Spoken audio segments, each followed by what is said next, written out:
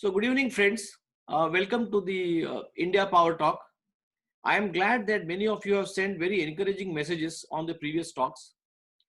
India Power Talk, in association with the Indian Chamber of Commerce, the oldest chambers in India, is an effort to seek and constructive suggestions from the international leaders on what could be done to revive Indian economy.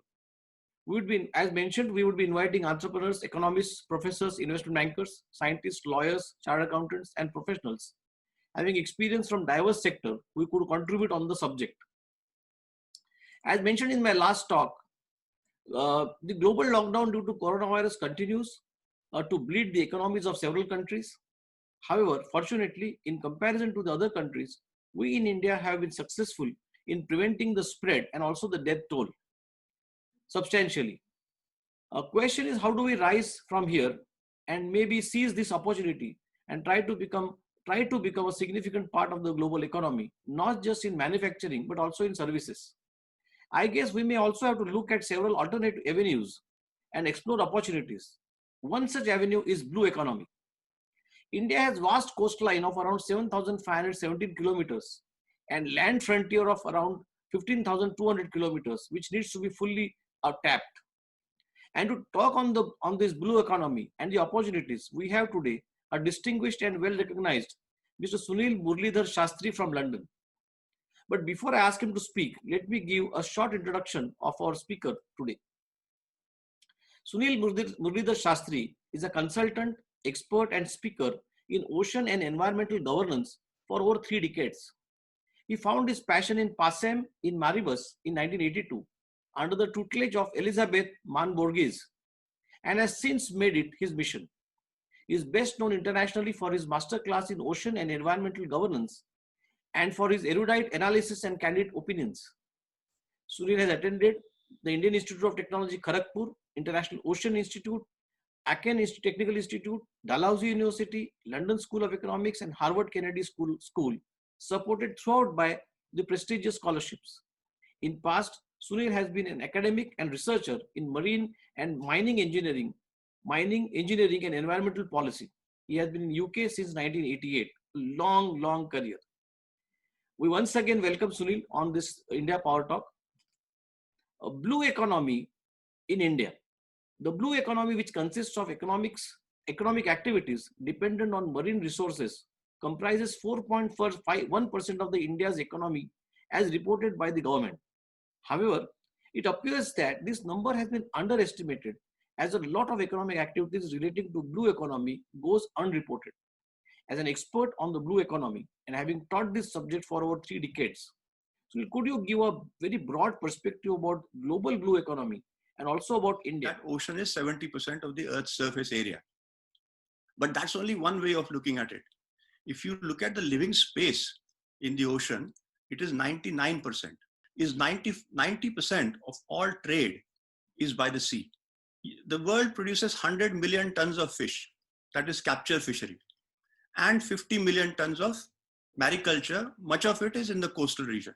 Ocean do 50% of carbon absorption, and it is also absorbing all our waste. Oceans are called the global dustbin. You know, everything, 90% of the pollution ends up in the sea. And the ocean keep our planet livable. Without ocean, our temperatures will be extreme, like on the moon. Very, very hot during the day, very, very cold during the night. So what is blue economy? So blue economy is defined by the World Bank as a sustainable use of ocean resources for economic growth, improved livelihoods, so that's where the people come in, and jobs, while preserving the health of the ocean ecosystem. What are the various governance features of blue economy? So I mentioned the United Nations Convention on the Law of the Sea, which came in 1982. And at the same time, 10 years later, the United Nations Framework Convention on Climate Change came about. Okay. So these two framework conventions, they guide the blue economy. There are other organizations such as the International Maritime Organization, which looks after shipping, safe shipping. There are Commonwealth Secretariat, which is a smaller organization, but global organization of all the former Commonwealth countries. They have got a Commonwealth Blue Charter also. Sure. Closer to our home, we have got something called the Indian Ocean Rim Association. And even India has got interests in Antarctica. So we are not part of the Antarctica Treaty System as such, but we are members of the Antarctica Treaty System. Okay. And we are also on the Arctic Council as observers. So let me very quickly also give you some comparisons. Sure. What is the total economy and what is the blue economy? Yes. So if you see the global economy, it's 90 trillion, of which blue economy is 3 trillion, which is about 3%. Okay. And our economy, which is 2.7 trillion, has a blue economy component of $110 billion. Could you please dwell more into the blue economy in India, its length and breadth and the opportunities? We'll talk about the challenges later, but Yes. let's just understand the opportunities to drive the Indian economy as far as blue economy is concerned. Blue economy has got some quite significant components. Sure. So the tangibles are ones that we know of, like shipping and navigation, or ports and harbors, or resources, living and non-living resources, energy resources, mineral resources, and so on. We also have just talked about waste disposal. Then we have got strategic uses, navy, but leisure and tourism, pipelines and cables. And then there are some intangible ones, which are things like marine scientific research, biodiversity conservation, habitat management, climate control, which I mentioned, and then of course there are also what we call as illegal uses of the ocean. And then of course the most important, as far as I'm concerned, is education and training. You mentioned in your introduction that our coastline is 7,520 kilometers, and our land frontier is almost more than double of it, 15,200 square kilometers. We as a coastal state, if you go 200 miles, nautical miles out from our coast, then all that area becomes India's exclusive economic zone. And we have got 2.37 million kilometers of it. And the land area of India is 3.27 million square kilometers, which means we are almost 2/3 of our land area is our exclusive economic zone. So it is a huge area which is under our control and on which we have full economic sovereignty. Then on top of that, the law of the sea also gives you continental shelf. So continental shelf can be extended beyond the exclusive economic zone sometimes, depending on how far your rocks have progressed into the shelf. So as a result of that, totally from the Arabian Sea and the Bay of Bengal, what we call as the western and the eastern continental shelf of India, we have another 700,000 square kilometers. Wow. So if you take this together, you are almost getting the same area as the land area of India in your ocean. And we have also got, to add to this, we have got navigable waterways. That means the waterways that are within India, within the land of India, freshwater river navigation as we call it. And that is up to 15,000 kilometers. So this is feeding into the ocean. So there is a connection between what we do on the land and what we do in the sea.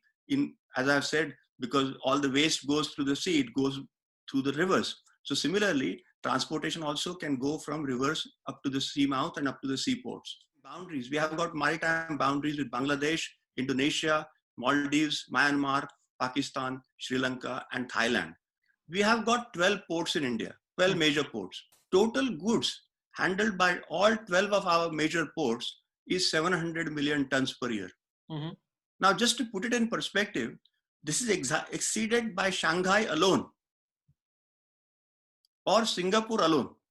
I see. So these two ports alone do much more than 700 million tons per year. Okay. And Rotterdam, which is the 11th port in the world, is not too far behind 700 million tons. So there's a lot more we can do. Shipyards, we have got 21 shipyards, small and big. We have got 43 shipping companies, again, small and big. Number of ships is 1,500 compared to worldwide ships of 55,000. That's the number in the world. Very small number comparatively. And our gross registered tonnage is 12.69 millions, about 13 million tons, compared to 2 billion tons worldwide. Is that we have what is called as the Indian Register of Shipping. So something that most countries don't have. Only big countries have it, like the United States or the UK or Germany. What's the opportunity that you are seeing here? Yes. So the opportunities are, I have come out with this idea of seven pillars of ocean governance. And these are science and technology, geopolitical economy, institutions and organizations, legislation and implementation, role of civil society, financial initiative, and education and awareness. Sure. And continuing with the opportunity, I think each one of us must speak about the right thing. So advocacy, doing the right thing. It is, I mean, I talk about things like it is our moral duty to give, or I talk about universal basic income. But most importantly, I talk about lawless to lawful, how to become lawless to lawful. And I do not mean it in the legal sense. I use the word law as an acronym for land, air, and water. Yeah. Sure. And in India, increasingly, we are finding that our lands are becoming less productive, our air is getting more polluted, and our water is getting more polluted. And we have shortage of everything. We have shortage of land, we have shortage of air and water. That's why I call it lawless. So we want to move from becoming lawless to lawful. That's the other opportunity we have. Action in terms of what each one of us can do, what small organizations can do, what companies can do, is actual direct action, doing something in the area of, let's say, water and sanitation, because all of that is ending up in the sea. Absolutely correct. Yes, correct. And each one of us has to be that agent of change. That the last opportunity we have is arbitration. Rather than having litigations, if we can have mediation. Yes, absolutely. That would be another great opportunity. And that is the kind of opportunities that I can readily think of in my mind. Can you outline, Sunil, for us also, along with the opposition, let us see the challenges, because unless we know the challenges, we'll not be able to move ahead. What is it that we are aiming in India or anywhere in the world for that matter? We are aiming our world to be more equitable. We want more justice in the world, and thereby we hope that we can achieve peace. That aim can only be achieved if we are able to balance. So balancing people, planet, and profit. And this will help us combat the main problems that we have, not just in India, all over the world, of death, disease, and destruction. And finally, I hope that because of that, we will get a dividend. And the dividend we already have in our country. We have democracy. We have demographically, we are also blessed, because 65% of India's people are under 35 years of age. Yes. So we have a young, dynamic population. And the third dividend that we have is demand. So Sunil, what could be done immediately? Can you outline some steps which you think the government could take to take advantage of this vast coastline that we have? Yes. Now, in my mind, the first thing that comes to my mind is regional cooperation. Now, there are some focus areas that we have. So first one is maritime safety and security, trade and investment facilitation. We need tourism and cultural exchanges to learn from each other. We need, of course, academic and science and technology exchanges. But then disaster and risk management. And of course, the key message to everybody from me is women's economic empowerment. And then, of course, this blue economy. Within blue economy, the top focus area would be fisheries and aquaculture. India is currently the third largest producer of fish and seafood produce in the world. Then renewable ocean energy, seaports and shipping, offshore hydrocarbons. Of course, we want to reduce our fossil fuels, but still, while they are there, we should make use of them, and we should make use of them in a more sustainable manner. And increasingly, seabed minerals, marine biotechnology, and of course, tourism and marine pollution. What I recommend actually at this stage is greater synergies between the user ministries within the government of India. Can you talk about the future efforts in India about the blue economy? Again, that blue economy contributes to 4% of India's total economy. Now, we are the third largest producer, 12 million tons of fish we produce from capture fisheries. So that's again very significant, considering that the worldwide production, I said, was 100 million tons. Now, the key thing we have to focus on is enhancing coastal and ocean resource efficiency. The next key area in my mind is something called the Sagarmala project, Yes. which is a counterpart of the Bharatmala project on Yes. land. But Bharatmala and Sagarmala together can be complementary to each other, Yes, because we need the absolutely. infrastructure, Correct. we need the transportation. Once the goods come to the sea, how do they get in land? Or Right. if something is produced inland, how does it go out? Then deep ocean mission project. No, So I think, I'm sure if we really take right steps, what you have mentioned, and you really, dwell into more of the blue economy, the yes, FDI also will increase, proportionately. absolutely, absolutely. Can you give us just one overview on on what immediately can be done? What are the low hanging fruits in the blue economy? What we could do and what we could achieve immediately in the I next think 2 years, 3 years? the low hanging fruit in my view is focusing on our ports and harbors I see. and our infrastructure. Sunil, during the talk last week and also yesterday, you mentioned about your initiative as far as India is concerned. Can you very briefly talk about what efforts you are trying to take in India? Probably find a way in which I can impart whatever little I know, and perhaps try to enhance it with the help of other people who are similarly minded, and Sure. create this Indian National Center for Ocean Governance. Thank you, Sunil. It has been a pleasure talking to you. Thank you.